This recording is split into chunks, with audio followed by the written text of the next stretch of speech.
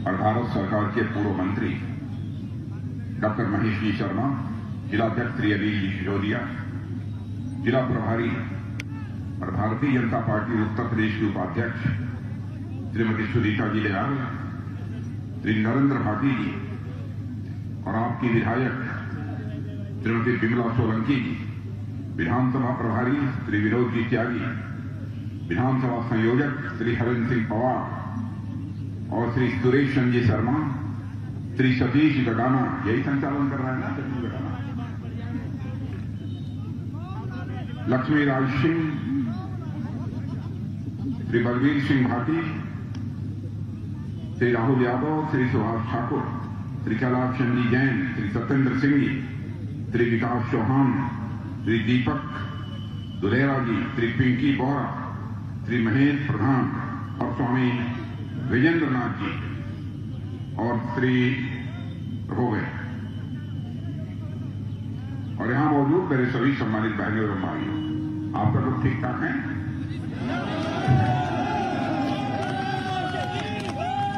सही सलामत हैं? बहनों भाइयों, आप लोगों ने बहुत ही गर्मजोशी के साथ स्वागत किया है, बहुत गर्मजोशी के साथ। और आप जानते हैं कि भारत की परंपरा है और शिष्टाचार का तकाजा भी है। स्वागत, अभिनंदन और सलाम दुआ कभी एक तरफा नहीं होना चाहिए, इसलिए मैं भी अपनी तरफ से शीश झुकाकर आप सभी बहनों भाइयों का हार्दिक अभिनंदन करता हूं। आप सभी का मैं स्वागत करता हूं।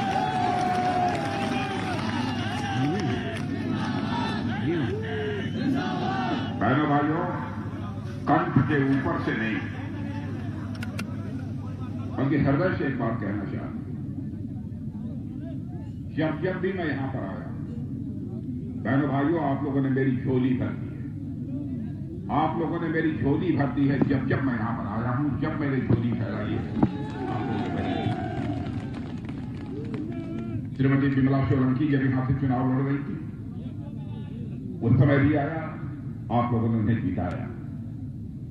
और आज विमला जी को इस मंच पर देखकर मुझे बेहद खुशी हुई, बेहद खुशी हुई। और मुझे जानकारी प्राप्त है सतीश गडाना भी टिकट मांग रहे हैं, लेकिन आज वो मंच का संचालन करना है। विकास सिंह चौहान यह भी टिकट मांग रहे हैं, वो भी यहां मौजूद। बहनों भाइयों, यह देखने को मिलेगा तो केवल भारतीय जनता पार्टी में देखने को मिलेगा, दूसरी राजनीतिक पार्टियों में देखने को मिलेगा। यह है भारतीय जनता पार्टी का चरित्र। और मैं आश्वस्त हूं कि चाहे विमला सोलंकी जी हों, चाहे सतीश गडाना हो, चाहे विकास सिंह, पूरी ताकत से काम करेंगे। मैं लक्ष्मी राज सिंह जितनी ताकत से काम करेंगे, उससे कम ताकत से यह काम नहीं करेंगे। मैं पूरी तरह से आपको, और मैं याद दिलाना चाहता हूं, आप लोगों को जानकारी इस बात की नहीं होगी, जब मैं 26 साल का था और मैं जेल से छूट कर 18 महीने के बाद, इमरजेंसी के बाद मैं घर आया था, तो घर गंदा पड़ा हुआ था, कोई नहीं था, मैं घर में बैठा था। एक सज्जन ने आकर, साहू जी थे, उनका नाम केदार साहू था, मिर्जापुर में, उन्होंने आकर मुझे सुबह बताया कि आपको जनता पार्टी ने लोकसभा का प्रत्याशी मिर्जापुर भदोही संसदीय निर्वाचन क्षेत्र से घोषित कर दिया। मैं बहुत आश्चर्यचकित था। हमारी उम्र 26 साल, अभी अभी जेल से छूट कर आया, मुझे प्रत्याशी बना दिया। भाइयों, कन्वेंसिंग चलती रही 7-8-10 दिन। हमको अधिकार पत्र, अथॉरिटी लेटर जो कहा जाता है, वो भी मिल गया, जमा हो गया, पर्चा बढ़ गया। जिस दिन सिंबल लिया जाता है मजिस्ट्रेट के पास, उस दिन हमारी अथॉरिटी लेटर का कैंसिलेशन ऑर्डर और फकीर अली अंसारी का अथॉरिटी लेटर। और उसके बाद तो वाराणसी की कचहरी में हंगामा मच गया, लोग गाली गलौज करने लगे।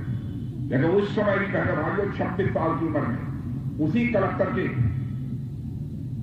सामने जो बरामदा था, उस बरामदे में बाइक लगी हुई थी, वहीं पर खड़े होकर मैंने कहा, दुर्भाग्यवश मेरा नाम मतदान पत्र पर तो नहीं, मतदान पत्र पर तो रहेगा, क्योंकि अंतिम समय उनका अथॉरिटी लेकर आया था। चाहत मैंने विड्रॉल के लिए दिया, लेकिन वो स्वीकार नहीं हुआ। मैंने कहा मेरा नाम तो मतदान पत्र पर रहेगा, लेकिन यदि किसी ने मेरे नाम के आगे मोहर लगाई तो मैं समझूंगा वो मेरे मस्तक पर कलंक का टीका लगा रहा है। बहनों भाइयों, यह होता है राजनीतिक पार्टी के कार्यकर्ता का चरित्र। और मैं देख रहा हूं प्रत्यक्ष रूप से, और आज इस समय जो उत्तर प्रदेश का चुनाव हो रहा है, यह कोई साधारण चुनाव नहीं, चाहे प्रदेश हो अथवा देश हो। लोकतांत्रिक व्यवस्था में उस प्रदेश अथवा देश के भाग्य को बनाने बिगाड़ने का सबसे बड़ा अधिकार किसी के हाथ में होता है तो मतदाताओं के हाथ में होता है। आप ये कहेंगे भाई हम वोट दे देते हैं, उसके बाद जाकर गड़बड़ करें, तो व्यक्ति गड़बड़ कर सकता है लेकिन पार्टी गड़बड़ नहीं कर सकती है। बहनों भाइयों, पार्टी पर आपको भरोसा करना चाहिए। अब मैं क्यों पार्टी की बात कर रहा हूं? 7.5 वर्षों से हम लोग केंद्र में सरकार चला रहे हैं, मोदी जी के नेतृत्व में। आदरणीय अटल बिहारी वाजपेयी जी के नेतृत्व में भी हम लोगों ने सरकार चलाई है, योगी जी के नेतृत्व में यहां पर भी 5 वर्षों से सरकार चला रहे हैं। मेरे नेतृत्व में भी सरकार चली है, लेकिन बहनों भाइयों, डंके की चोट पर मैं कह सकता हूं हमारी तीनों सरकारों ने भ्रष्टाचार से कभी कंप्रोमाइज नहीं किया। समाजवादी पार्टी, बहुजन समाज पार्टी, कांग्रेस की सरकारों में मंत्रियों के ऊपर भ्रष्टाचार के आरोप लगे, उन्हें जेल की हवा खानी पड़ी, लेकिन कोई उंगली उठाकर नहीं कह सकता है, चाहे मोदी जी की सरकार का कोई मंत्री हो, चाहे योगी जी की सरकार का कोई मंत्री हो, किसी के दामन पर कोई भ्रष्टाचार की दाग लगी हुई हो, यह कोई नहीं कर सकता।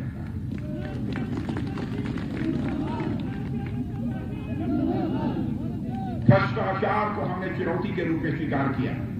मैं यह नहीं कहता हूं कि नीचे तक पूरी तरह से भ्रष्टाचार समाप्त हो गया, यह हमें दावा नहीं करना, लेकिन जरूरत है पहले गंगोत्री पवित्र हो जाए, स्वाभाविक रूप से वहां से निकलने वाली गंगा तो पवित्र रहेगी ही रहेगी, इसमें कहीं दो मत नहीं है।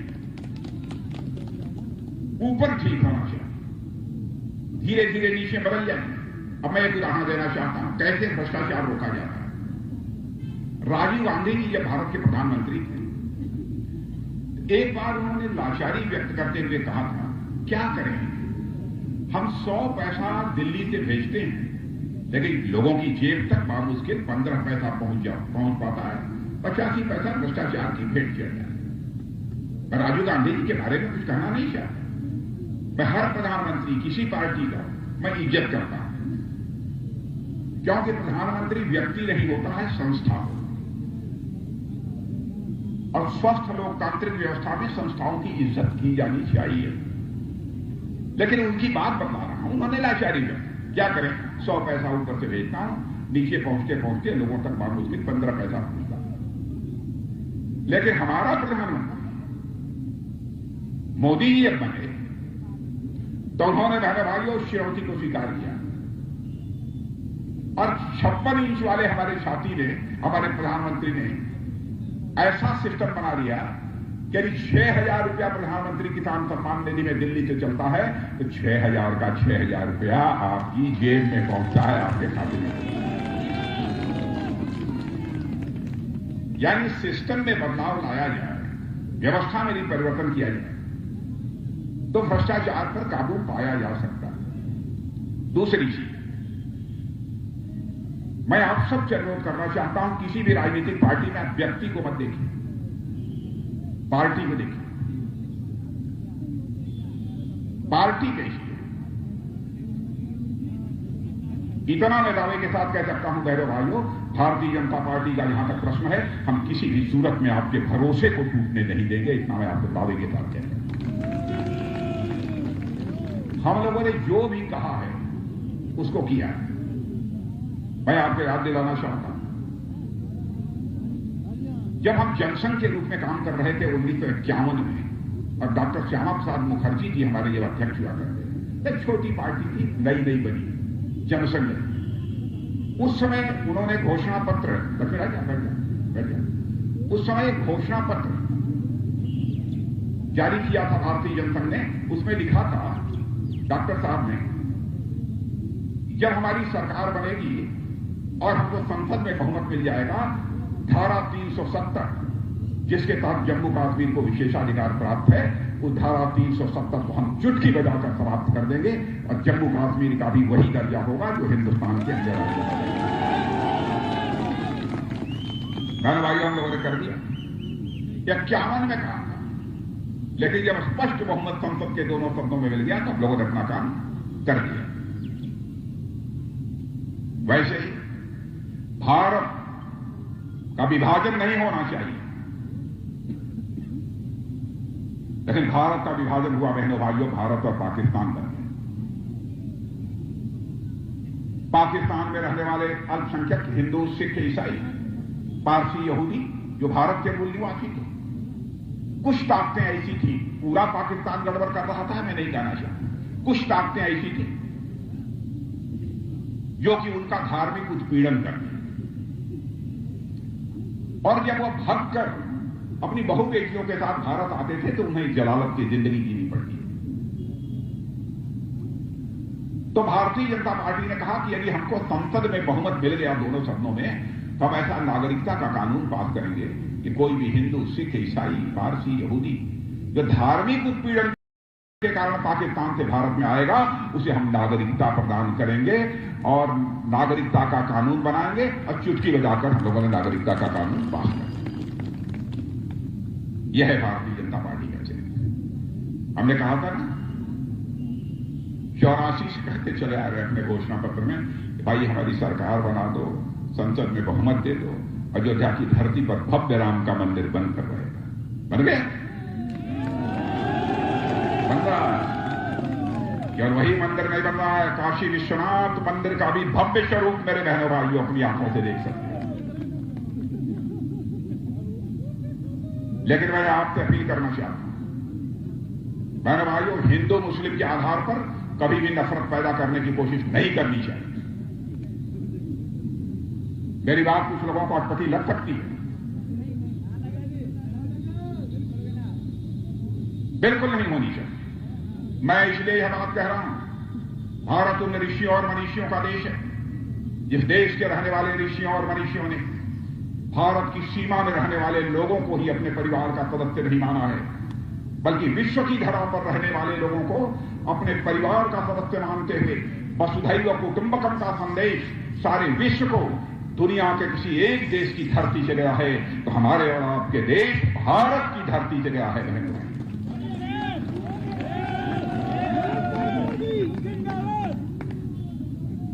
और इतना ही नहीं, भारत की परंपरा रही है, जिस नाग, जिस सर्प के काट देने के बाद मरने की पक्की गारंटी है, उसको भी नाग पंचमी के दिन दूध पिलाकर उसके दीर्घजीवी होने की कामना यदि कोई करता है तो हम भारतवासी करते हैं। बहनों, जो गलत करेगा, जो जुल्म करेगा, अत्याचार करेगा, किसी कौम का होगा, उसे हम किसी भी सूरत में बख्शेंगे नहीं। जितना कठोर से कठोर दंड दिया जा सकता है हम कठोर से कठोर करेंगे।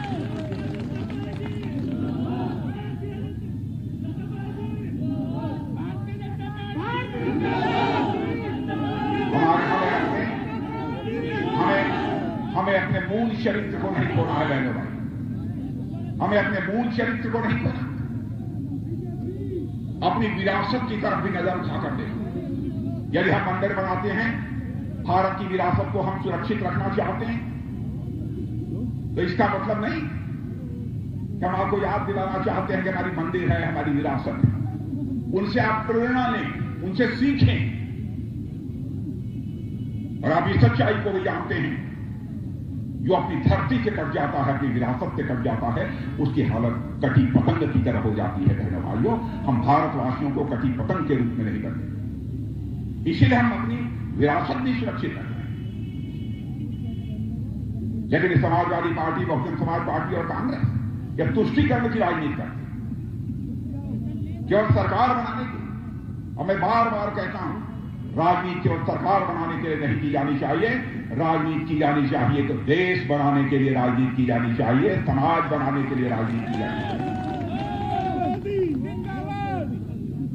और आजकल समाजवादी पार्टी एक लाल पोटली लेकर चली, लाल पोटली, देखा लाल पोटली, देखना मत नहीं गड़बड़ हो जाए, है उसमें कुछ कुछ राज है। जब कोई डूबने लगता है नदी में, बहन भाइयों, कोई सहारा नहीं मिलता है, तब वो तिनके का सहारा ही वो लेने की कोशिश करता है। वही हालत समाजवादी पार्टी की है। अब वो समाजवादी पार्टी डूब रही है। लाल पोटली अब जो है समाजवादी पार्टी को नहीं बचा, लाल पोटली नहीं बचा। और समाजवादी पार्टी की सरकार को भी काम करते हुए देखा, और हमारे योगी जी की सरकार को भी काम करते हुए देखा।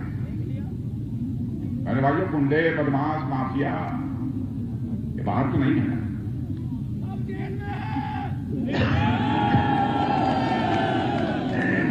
जेल में है। यार तुम लोग मिलने तो नहीं जाते हो?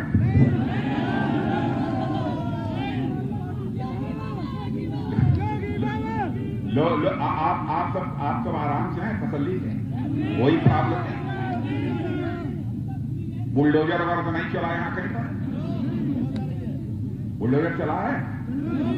भैया देखिए मैंने भाई, हम लोग बुलडोजर ये नहीं चलाते हैं। किसी माफिया की अवैध संपत्ति को यदि ध्वस्त करते हैं तो वहां पर भी भवन बनाना होता है। हम किसी पूंजीपति को भवन बनाने की इजाजत नहीं देते हैं, बल्कि गरीबों का मकान वहां बनवाते हैं। यह है भारतीय जनता पार्टी का।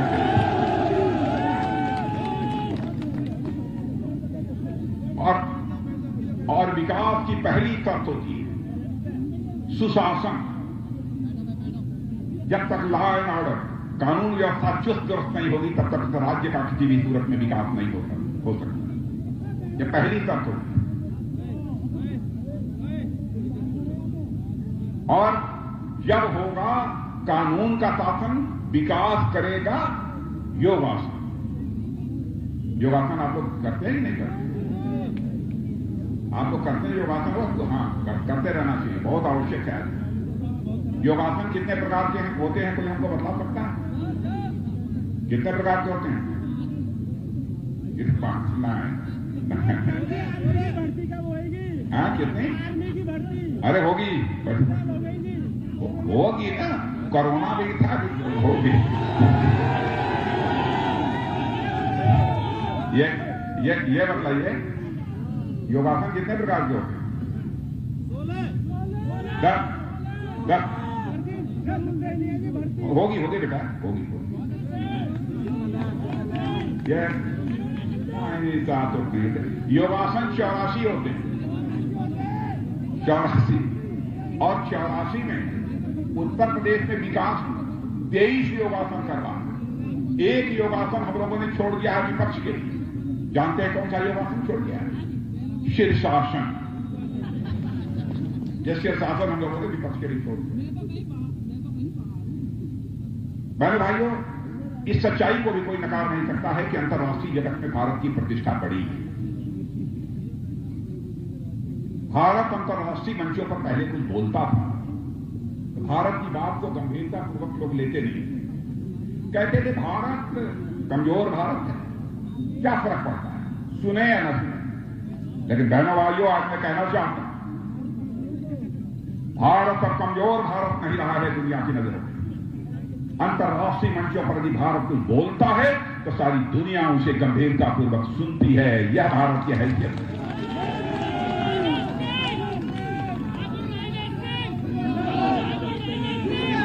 और इतना ही नहीं,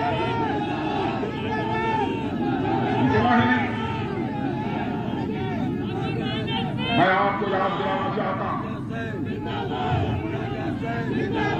उरी और पुलवामा ने, बेटा एक मिनट,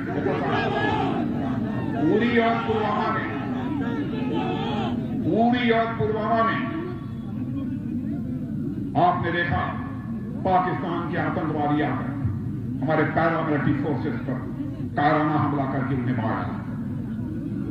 उसके बाद हमारे 56 इंच वाले प्रधानमंत्री ने, 56 इंच के सीने वाले प्रधानमंत्री ने हम 2-3 लोगों को बुलाकर फैसला कर लिया बहनों भाई। और उसके बाद आपने देखा कि हमारी सेना के जवानों ने पाकिस्तान की धरती पर जाकर सर्जिकल स्ट्राइक की थी और एयर स्ट्राइक करके आतंकवादी ठिकानों का सफाया।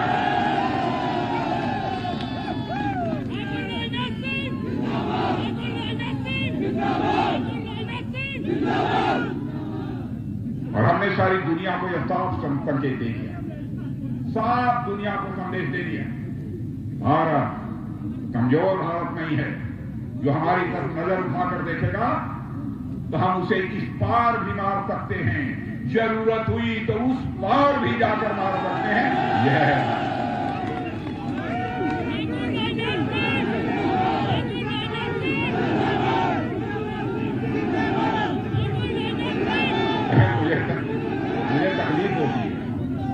मुझे तकलीफ होती है। ठीक है एकदम, भगवान मुबारक हो। हाँ ठीक है ठीक है ठीक है ठीक है। अरे भाई चलो ठीक है, लेकिन मुझे तकलीफ क्या होती है जब सुनिए आप, मुझे तकलीफ क्या होती है, मतलब बातचीत करने आया ना, मुझे तकलीफ इस बात की होती है कि कांग्रेस के युवा नेता राहुल गांधी संसद में खड़े होकर क्या कहते हैं, गलवान में जो भारत और चीन के सेना के बीच संघर्ष हुआ था, गलवान में भारत और चीन की सेना के बीच जो संघर्ष हुआ था, भारत के सेना के जवान ज्यादा मारे गए और चीन के तो 2-4 मारे गए। यानी चीन का सरकार का एक समाचार पत्र ग्लोबल टाइम्स जो लिख देता है उसको राहुल गांधी सही मान लेते हैं, और संसद में खड़े होकर उन्होंने कह दिया। लेकिन बहनों भाइयों, 3 दिन पहले ऑस्ट्रेलिया के एक समाचार पत्र ने, जिसका नाम क्लेक्सॉन है, खोजी पत्रकार ने चीन में जाकर जो उसने जानकारी प्राप्त की है, अपने अखबार में ऑस्ट्रेलिया के पत्रकार ने लिखा है, भारत और चीन की सेना के बीच जो संघर्ष हुआ था, चीन के 38 से लेकर 50 से अधिक संख्या में चीन के सेना के जवान मारे गए। अरे बताइए, अपने देश की सेना के शौर्य, पराक्रम और साहस, अपने ही देश के एक नेता के ऊपर सवालिया निशान लगाने की कोशिश की जा रही है। बहनों भाइयों, सत्ता को लेकर आप लड़ लो, अन्य मुद्दों को लेकर लड़ लो, लेकिन भारत की साख, भारत के स्वाभिमान का प्रश्न भी खड़ा होता है तो बहनों भाइयों, सारी राजनीतिक पार्टियों को एकजुट होकर खड़ा होना चाहिए। यह है भारत का चरित्र। कैसी बातें कर रहे हैं, अब इन्होंने कह के क्या दिया था कि जब से भारतीय जनता पार्टी की यहां सरकार बनी है, भारत और चीन और पाकिस्तान की दोस्ती हो गई। बहनों भाइयों, कम से कम आजाद भारत के इतिहास के पन्नों को पलटकर उन्हें पढ़ना चाहिए। इसके पहले क्या क्या हुआ है, कब से चीन और पाकिस्तान की दोस्ती है, उन्हें नहीं मालूम है। शख्सकान घाटी को पाकिस्तान का अवैध कब्जा था। पाकिस्तान ने चीन के हवाले जब किया था, उस समय इस देश का प्रधानमंत्री कोई था तो पंडित जवाहरलाल नेहरू थे। पाक अधिकृत कश्मीर में काराकोरम हाईवे जब बना, उस समय भी पाक और चाइना की दोस्ती थी। पाक ने ही उसकी इजाजत दी थी। बहनों भाइयों, उस समय देश की प्रधानमंत्री श्रीमती इंदिरा गांधी थी। और इतना ही चाइना पाकिस्तान इकोनॉमिक कॉरिडोर जब बना है, तो उस समय भी कांग्रेस की सरकार थी 2013। लेकिन देश की जनता को गुमराह करने की कोशिश कर रही है। देश के स्वाभिमान की कीमत पर मेरे बहनों भाइयों, किसी भी सूरत में राजनीति नहीं की जानी चाहिए। और ऐसे लोगों को वोटों के माध्यम से मुंहतोड़ जवाब दिया जाना चाहिए। मैं यह आप सबसे अपील करने आया।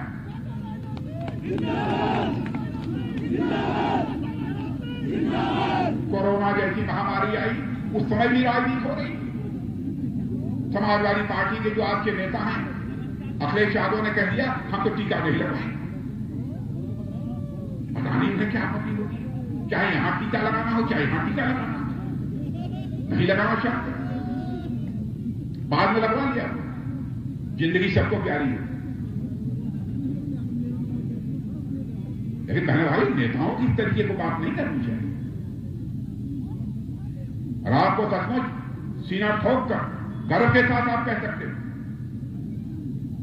दुनिया के ताकतवर देश जो माने जाते हैं, चाहे अमेरिका होगा, फ्रांस होगा, जर्मनी होगा, रूस होगा, ब्रिटेन होगा, वहां पर कोरोना के हालत आज भी बेकाबू है बहनों भाइयों। लेकिन हमारी सरकार ने, हमारे प्रधानमंत्री ने इस हिंदुस्तान में कोरोना पर काबू पाने में बेहद कामयाबी हासिल की है। और मैं दावे के साथ कह सकता हूं, जितने लोग यहां पर मौजूद हैं, इनमें से अधिकांश लोगों 1 या 2 टीका लग चुका होगा। लग गया। और आपको जानकर यह भी खुशी होगी बहनों भाइयों, जिस समय कोरोना आया यहां पर वैक्सीन यानी टीका भारत में नहीं बनता, और आज ऐसे हालात हो गए कि हम भारत में ही वैक्सीन यानी टीका बना रहे हैं, भारतवासियों को लगा रहे हैं, और साथ ही दुनिया के दूसरे देशों को भी हम एक्सपोर्ट कर रहे हैं। यह है आज का भारत।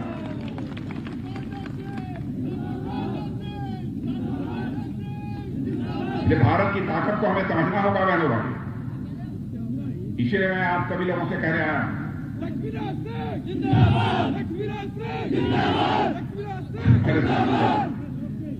और इतना ही नहीं, तो आपको जानकर खुशी होगी कि उत्तर प्रदेश में एक डिफेंस कॉरिडोर बनाया है।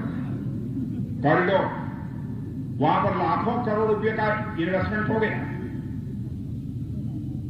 लाखों करोड़ रुपए का इन्वेस्टमेंट हो गया। कांग्रेस सपा बसपा के लोगों को पता ही, 5 लाख करोड़ रुपए का अनुबंध हो गया। और अभी हाल में ही मैंने शिलान्यास किया है ब्रह्मोस मिसाइल बनने का।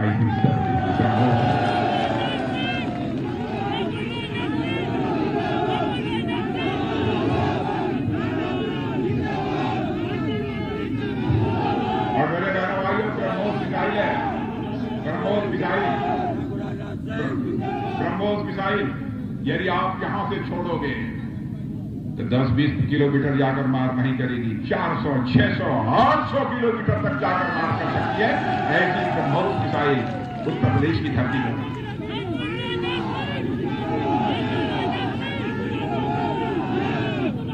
और एक जानकारी और आपको देना चाहता हूं, पहले टैंक हो, बड़े बड़े हथियार हो, तोप हो, यह सब हम दुनिया के दूसरे देशों से मंगाते थे, आयात करते थे। अब हिंदुस्तान में ऐसे हालात पैदा हो गए हैं कि टैंक यदि बनता है तो भारत की धरती पर बनता है, तोप बनती है तो भारत की धरती पर बनती है, और दुनिया के दूसरे देशों को हम भेज रहे हैं।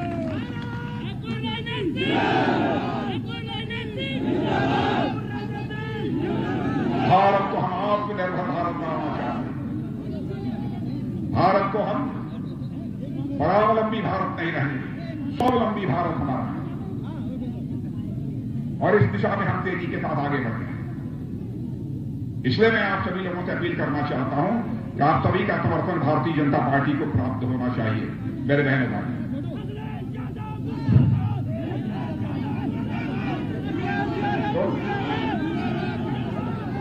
तो चलाएं। अरे भाई रुक जाओ यार, नौजवान यहां बहुत जोश है, ये बताओ तो चलें। अरे क्या करें, अभी और बोलना है? अरे भाषण देते देते हालत खराब हो गई।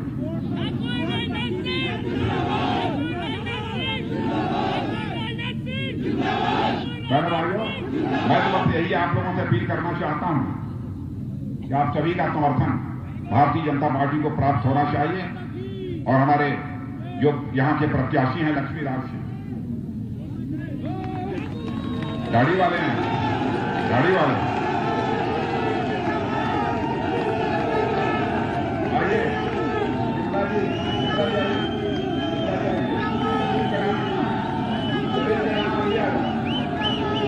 विकास ना